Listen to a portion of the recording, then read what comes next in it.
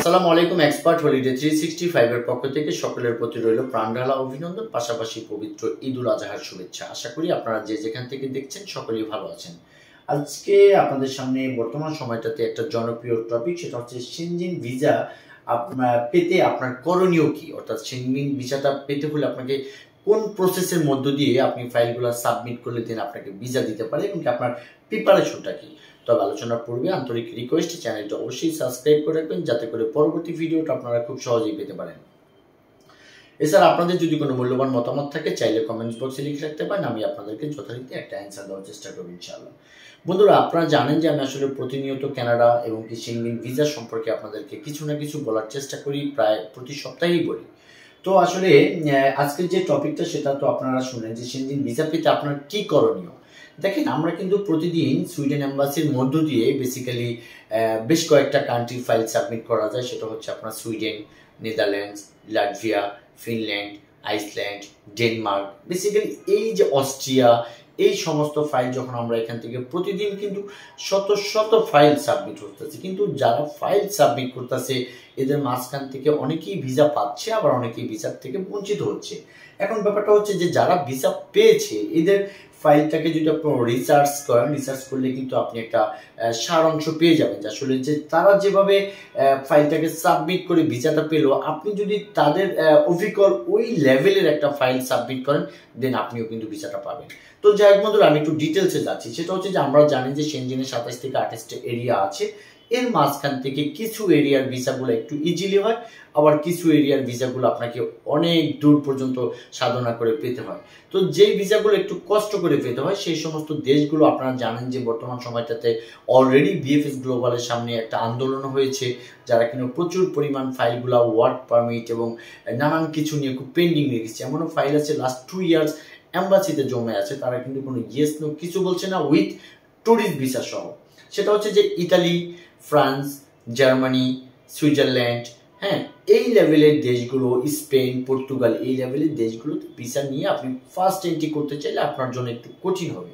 তবে হ্যাঁ, এর মাঝে কিছু এরিয়া আছে যেগুলো হচ্ছে আমি প্রতিনিয়ত বলি, ফিনল্যান্ড, তারপর আপনার Austria, Denmark, Netherlands, Sweden, Latvia, হ্যাঁ, এই সমস্ত দেশগুলোতে কিন্তু আবার ওদের চাইতে তুলনামূলক একটু ভিসা রেশিওটা ভালো। এখন বন্ধুরা, আমরা একটা জিনিস চিন্তা করতে পারি বিকল্প হইতে, সেটা হচ্ছে যে আমাদেরই অনেকে আমাকে ফোন করে বলে যে ভাইজান আমি তো আসলে ইতালিতে যেতে চাই, বাট তখন তার প্রোফাইল সম্পর্কে শুনে আমি কিন্তু তখনই তাকে অবশ্যই ইতালির জন্য সাজেস্ট করি না, বিকজ যারা আমার চ্যানেলটা সবসময় দেখে আমি কিন্তু তাদের সুপরামর্শ দেওয়ার চেষ্টা করি। বেসিক্যালি এই কারণেই আমি বলে থাকার চেষ্টা করি বা বলে দেওয়ার চেষ্টা করি যে আপনি যেহেতু সেনজেনের একটা ভিসা দিয়ে আপনি 27টা কান্ট্রি উইদাউট এনি ভিসায় ভ্রমণ করতে পারতেছেন, সেক্ষেত্রে স্পেসিফিকই যে একবারে ইন্ডিভিজুয়ালি আমার ইতালির ভিসাটা লাগবে এটা আমার কোনো যুক্তির মাঝে আসে না। বিকজ আপনি যদি বাংলাদেশ থেকে এক্সাম্পল অস্ট্রিয়ার ভিসা নেন, অস্ট্রিয়ার ভিসা দিয়েও আপনি 27টা দেশ ভ্রমণ করতে পারবেন, এবং কি আপনি যদি ইতালির ভিসা নেন হচ্ছে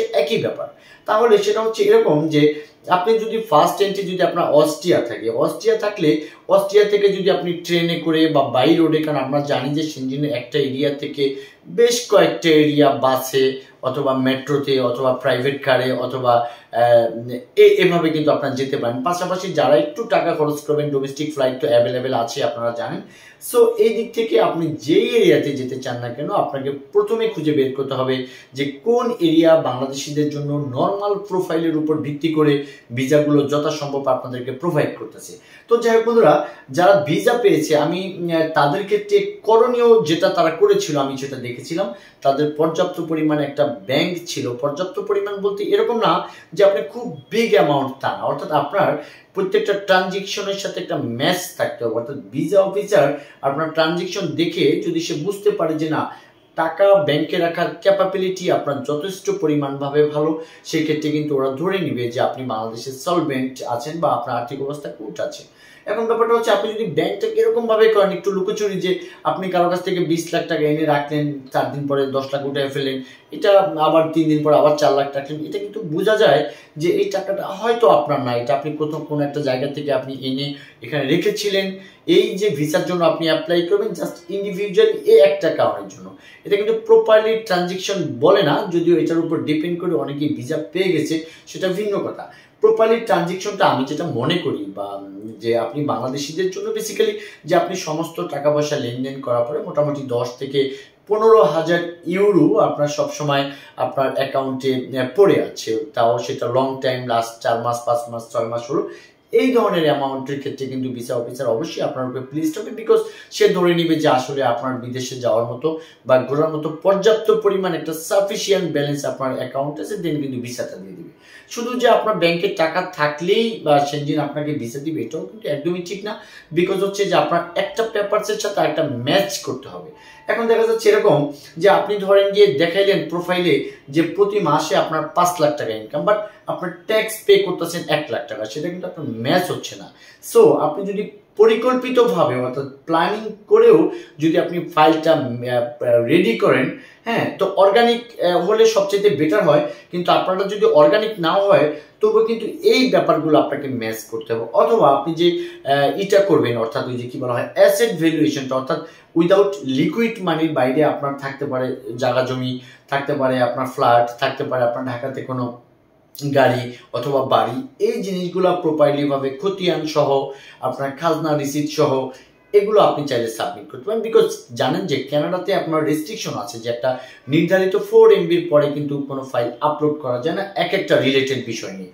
সেক্ষেত্রে আপনি সেনজেনে চাইলে অনেকগুলো পেপারস আপনি দিতে পারবেন। অথবা আপনি আরেকটা জিনিস যেটা করতে পারেন সেটা হচ্ছে যে আপনি যে বাংলাদেশ থেকে বিদেশে যাচ্ছেন সেক্ষেত্রে বাংলাদেশের আপনার যে প্রোফাইলটা আপনার সাইটটা আছে, বেসিক্যালি আপনার কর্মের সাইটটাকে আপনি খুব সুন্দরভাবে প্রতিফলিত করতে হবে ভিসা অফিসারের দৃষ্টিকোণ থেকে।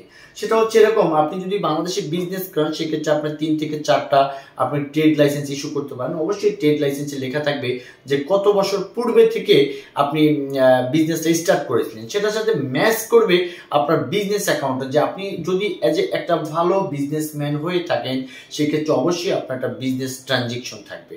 অনেকে আছে আমার ভাই ব্রাদার, যেটা কিনা আমাকে অনেক সময় বলে, আমি তাদেরকে প্রপারলি বুদ্ধি দেওয়ার চেষ্টা করি, সেটা হচ্ছে যে অনেকে আছে অনলি একটা অ্যাকাউন্ট শুরু করে। এটা আমার দৃষ্টিকোণ থেকে এটা পারফেক্ট না, বিকজ আপনার একটা ব্যক্তিগত অ্যাকাউন্ট থাকবে যে অ্যাকাউন্টে টাকা খরচ করে আপনি সেখানে ঘুরতে যাবেন, অথবা আপনার একটা কারেন্ট অ্যাকাউন্ট থাকবে যেটাতে আপনার একটা লিকুইড মানি থাকবে, ওই টাকাটা যদিও আপনার, বাট ওইটা ব্যবহার আপনার জন্য না সবসময়, বিকজ ওইটা কিন্তু আপনার বিজনেসের টাকা। এই প্রক্রিয়ার মধ্য দিয়ে, অথবা আপনার যদি ঢাকাতে কোনো গাড়ি থাকে গাড়ির পেপারসগুলো আপনি দিতে পারেন। যে আপনার একটা ভালো একটা প্রোফাইল হতে হবে, যে প্রোফাইল আপনাকে অবশ্যই ভিসা অফিসারকে বলতে হবে যে না আমি আসলে অমুক জায়গাতে যাবো, সেই দিন আমি বাংলাদেশে ব্যাক করব। অর্থাৎ যখনই ভিসা অফিসার স্যাটিসফাইড হবে যে আপনি ওখানে গেলে বাংলাদেশে আপনি ব্যাক করবেন, অ্যাট দ্য সেম টাইম ওরা আপনাকে সেনজেন ভিসাটা দিয়ে দিবে, কারণ বর্তমান সময়টাতে প্রচুর পরিমাণ ভিসা ইস্যু হচ্ছে বাংলাদেশিদের জন্য। তো যাই হোক বন্ধুরা, এই ভিডিওটা যদি আমি আরো বেশি কিছু বলতে চাই, আশা করি ভিডিওটা অনেক বেশি লম্বা হয়ে যাবে, আপনাদের ধৈর্য থাকবে না। বাকি পার্টগুলো আমি অন্য কোনো দিন অন্য কোনো দেশের ভিসা সংক্রান্ত রিলেটেড বিষয়ের সাথে আপনাদেরকে বলার চেষ্টা করব। এই পর্যন্ত সকলে ভালো থাকবেন, আর আশা করি সকলের ঈদ উল আজহা খুবই ভালো কাটবে। আমার জন্য দোয়া করবেন। আপনাদের সকলের প্রতি এগেইন ঈদ মোবারক। আসসালামু আলাইকুম।